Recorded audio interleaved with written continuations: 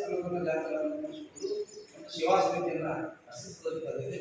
ಇದು ಬಾಗಲಕೋಟೆ ಜಿಲ್ಲೆಯಲ್ಲಿ ಪ್ರಥಮವಾಗಿ ಜಿಲ್ಲೆಯ ಅಸ್ತಿತ್ವಕ್ಕೆ ಬಂದಿದೆ. ಹೀಗಾಗಿ ಈ ಜಿಲ್ಲೆಯಲ್ಲಿರುವಂತಹ ಎಲ್ಲ ಪರಿಶಿಷ್ಟ ಜಾತಿಯ ಮಾದಿಗ, ಸಂಗಾಳ, ಮುಜಿ, ಗೌಡ, ಎಲ್ಲ ಪರಮ ಎಲ್ಲ ಜಾತಿಯ ಹೋರಾಟಗಾರರು, ವಿಚಾರವಂತರು ಈ ವಿಶಿಷ್ಟವಾಗಿರುವಂತಹ ವಿನೂತನವಾಗಿರುವಂತಹ ಈ ಕಾರ್ಯಕ್ರಮದಲ್ಲಿ ಭಾಗವಹಿಸಬೇಕು. ಯಾಕಂತಂದ್ರೆ ಶರಣ ಚಳವಳಿ ಬಸವ ಚಳವಳಿಯ ಪ್ರಮುಖ ಅಂಗ.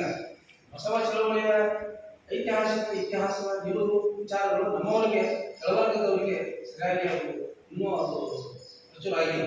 ಹಾಗಾಗಿ ತಮ್ಮ ಮೂಲಕ ಅದು ವಿಶೇಷವಾಗಿ ಶರಣರ ಪುಸ್ತಕಗಳು ಮಾದ ಚೆನ್ನಯ್ಯ ಅವ ಯಾವ ರೀತಿ ಶಿವನ ಜೊತೆಗೆ ಏನು ಸಂಭಾಷಣೆ ನಡೀತಿ, ಯಾವ ರೀತಿ ಓದಿಸ್ಕೊಂಡ, ಹೇಗೆ ಆವತ್ತಿನ ಜಾತಿ ವ್ಯವಸ್ಥೆ ವಿರುದ್ಧ ಶಿವನ ಮುಂದೆ ಹೇಗೆ ಜಾತಿ ವ್ಯವಸ್ಥೆ ಹೋರಾಟ ಪ್ರಯತ್ನ ಮಾಡಿದರು.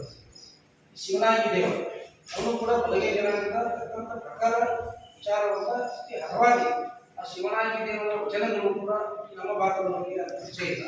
ಹಾಗೆ ಇಂತಹ ಮಹನೀಯರು ಒಂದು ಸಮಗಾರ ಹರಳೆ ಕಾಯಕದಲ್ಲಿ ಏನೇನು ಚರಣಮುಕ್ತಿ ಮಾಡ್ತಾ ಇದ್ರು ಕೂಡ ನಿಷ್ಠೆ ಮತ್ತು ಆಧ್ಯಾತ್ಮಿಕ ಚಿಂತನೆಯಲ್ಲಿ ಸಮಾಜವನ್ನು ತಿದ್ದುವಲ್ಲಿ ನಮ್ಮ ಶರಣರ ಪಾತ್ರ ಪ್ರಮುಖವಾಗಿದೆ.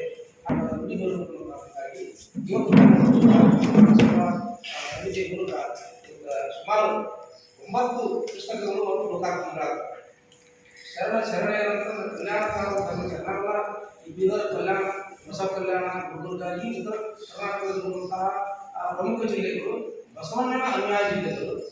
ಇಲ್ಲಿರುವಂತಹ ಎಲ್ಲ ಕೆಲವರ್ಗದ ಶರಣರು ಬಸವಣ್ಣನ ಗುರುತಿಸಿದ ಮೇಲೆ ನಾವು ಇವತ್ತು ಈ ಧಾರ್ಮಿಕ ಸಾಮಾಜಿಕ ವ್ಯವಸ್ಥೆಯಲ್ಲಿ ಜಾತಿಗಳಿಗೆ ಸ್ವಲ್ಪ ಗೌರವ ಇದೆ. ಹಾಗಾಗಿ ಬಸವಣ್ಣನೇ ನಮ್ಮ ಆರಾಧ್ಯ ಸಾಂಸ್ಕೃತಿಕ ನಾಯಕ ನಾವು ವೇದಿಕೆ ಮೇಲೆ ಹೇಳ್ತೀವಿ. ನಮ್ಮ ಜನರಲ್ಲಿ ಕೂಡ ಅದನ್ನು ರೂಢಿ ತರುವುದಾಗಿ ಪುಸ್ತಕಗಳು ರೂಪದಲ್ಲಿ, ವಚನಗಳು ರೂಪದಲ್ಲಿ ನಮ್ಮ ಜನರ ಮಧ್ಯೆ ಇದನ್ನು ಕೊಂಡೊಯ್ಯುವ ಈ ಸೇವಾ ಸಮಿತಿ ಕೆಲಸವನ್ನು ಮಾಡ್ತಾ ಇದೆ. ಅದಕ್ಕೋಸ್ಕರ ನಾಳೆ ನಡೆಯುವಂತಹ 2ನೇ ತಾರೀಕಿನಂತಹ ಈ ಕಾರ್ಯಕ್ರಮ ಅತ್ಯಂತ ವಿಶಿಷ್ಟ ವಿನೂತನವಾಗಿ ನಮ್ಮ ಸಮಾಜದ ಯುವಕರನ್ನು ಸೆಳೆಯುವಂತಾದ. ಇಲ್ಲಿ ರಾಜಕಾರಣಕ್ಕೆ ಅವಕಾಶ ಇಲ್ಲ, ರಾಜಕೀಯ ಚರ್ಚೆಗಳಲ್ಲೂ ಅಲ್ಲಿ ಚರ್ಚೆ ಆಗುತ್ತಿಲ್ಲ. ಇಲ್ಲಿ ಸಮುದಾಯದ ಚಿಂತಕರು, ವಿಚಾರವಂತರು ಸುಮಾರು ಒಂದು 500 ಜನ ಸೇರುವ ವ್ಯವಸ್ಥೆಯನ್ನು ಮಾಡಿಕೊಳ್ಳಲಾಗಿದೆ. 500 ಜನರ ಒಂದು ಲೀಡರ್ಶಿಪ್ ಈ ಕಾರ್ಯಕ್ರಮ ಆಯೋಜನೆ ಮಾಡಿದ್ವಿ.